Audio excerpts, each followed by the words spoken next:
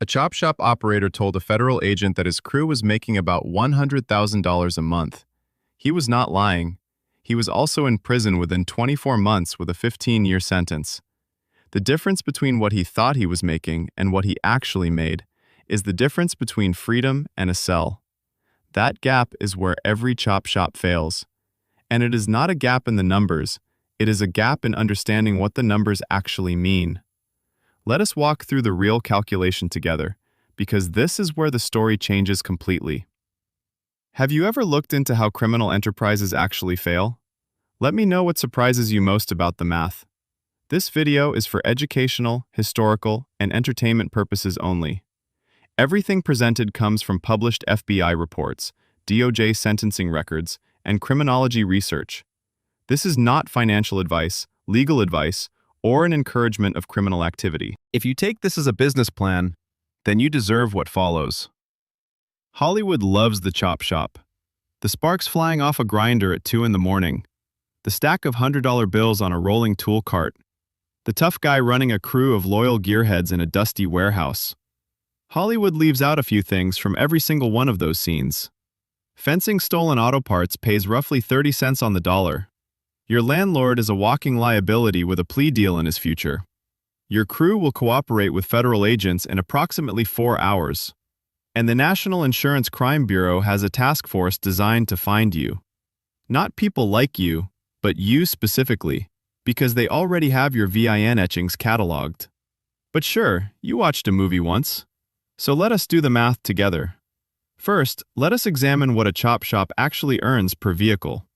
A stolen mid-range sedan worth about $25,000 whole is worth more in pieces. Theoretically, the sum of individual parts equals 150 to 200% of whole car value. That means engine, transmission, doors, catalytic converter, airbags, headlights, and wheels. Every bolt has a buyer somewhere. In theory, you could pull $40,000 to $60,000 from one vehicle. That is the number people fixate on. That number is a lie. You are not selling parts on the legitimate market. You are fencing stolen merchandise through middlemen who know you are desperate. The real rate is 30 to 40 cents on every retail dollar. So your actual gross per stripped vehicle lands between $8,000 and $15,000. A small operation might push 6 to 10 cars per month. That puts gross monthly revenue between $60,000 and $120,000. Your annual gross ceiling is roughly $700,000 to $1.2 million. Sounds like a real business on paper, so let us keep going and see what paper actually costs. Now, the startup and capital requirements. A chop shop requires a commercial garage in a low-visibility industrial area. That lease runs $2,000 to $5,000 per month.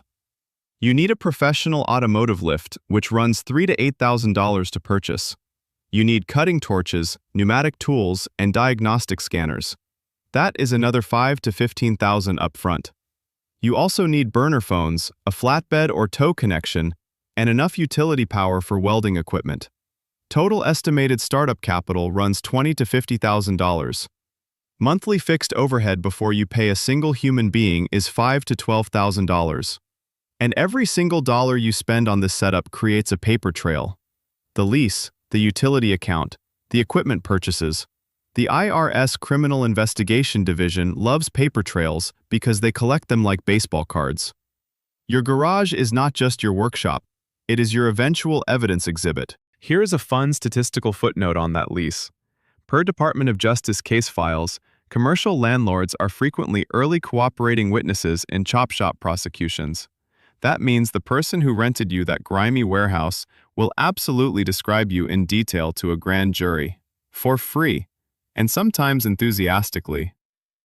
Next, let us talk about the people tax, because every criminal enterprise has one.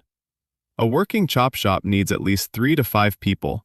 You need someone stripping vehicles, you need drivers moving stolen cars to your location, and you need a fence or parts distributor to actually sell the merchandise. Crew wages run $8,000 to $20,000 per month total. The fence takes 30 to 50% of the final part sale price.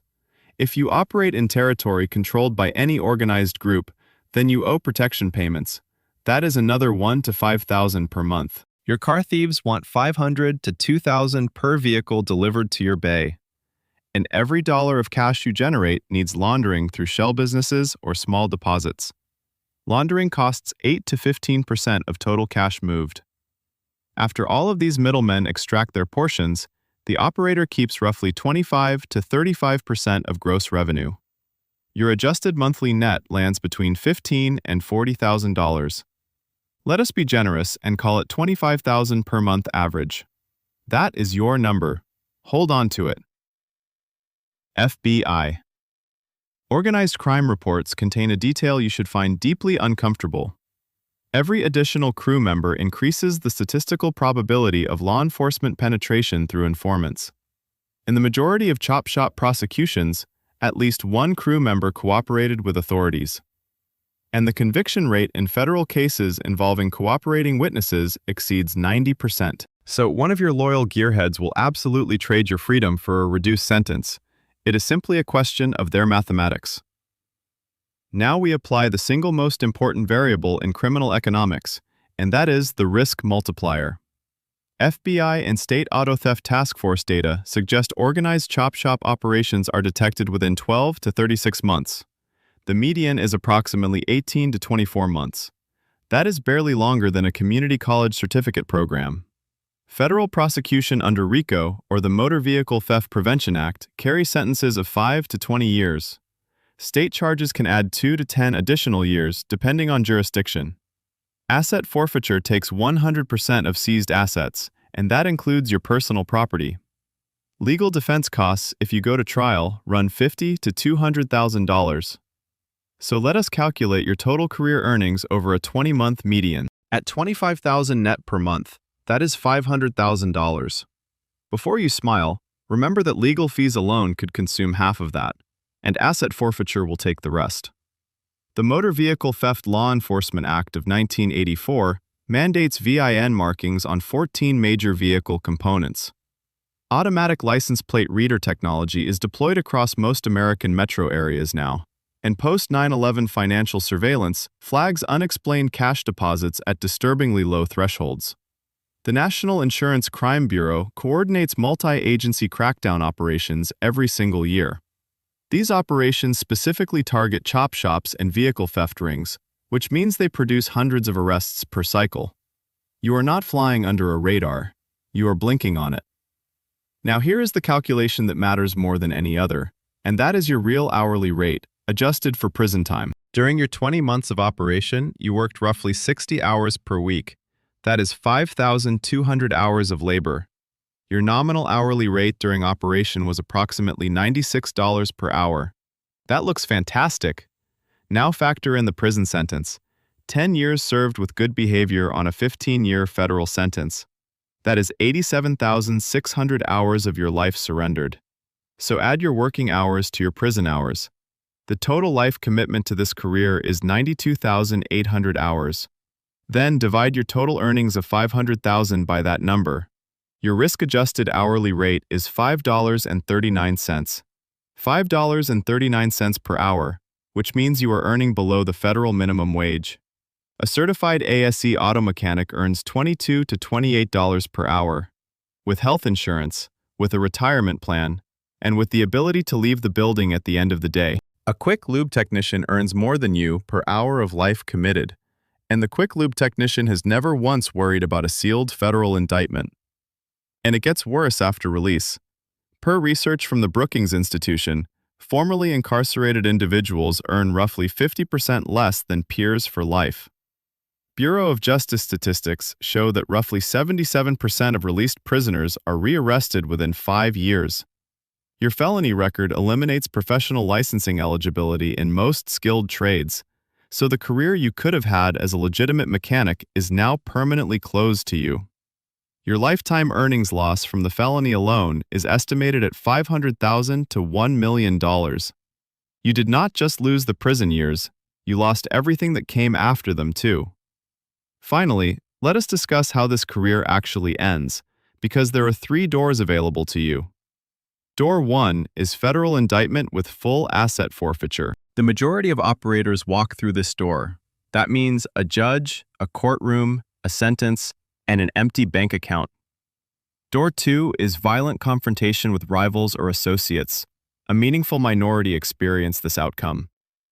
Door 3 is fleeing with diminished assets and permanent fugitive status. A small percentage attempt this, at a cost of $50,000 to $150,000 and with no guarantee of success. You may have noticed there is no fourth door. There is no door labeled "Retire comfortably with your wealth intact." In documented federal case studies, the percentage of chop shop operators who successfully exit with net positive wealth is effectively zero. Federal conviction rates for organized vehicle theft ring leaders exceed 90%, and fewer than 5% successfully shield any assets from forfeiture. International law enforcement now tracks VIN components across borders, which means the old trick of shipping parts overseas no longer works either. There is no beach at the end of this road. So let us put the final scoreboard together. The chop shop owner earns $5.39 per hour of life committed. Average career length, 20 months. Average prison sentence, 10 years served. Retirement savings, 0. Asset forfeiture risk, 100%. Now the ASE certified auto mechanic, $22 per hour and climbing. Career length, 30 plus years. Prison time, 0. Retirement plan eligible from day 1. Asset forfeiture risk, exactly 0. A fleet maintenance manager earns $60,000 to $80,000 per year with full benefits and weekends. Weekends where you see your family. Weekends where nobody is wearing a wire at your barbecue. So you want to be a chop shop owner. Mathematically, you would earn more detailing cars in a parking lot with a bucket and a sponge.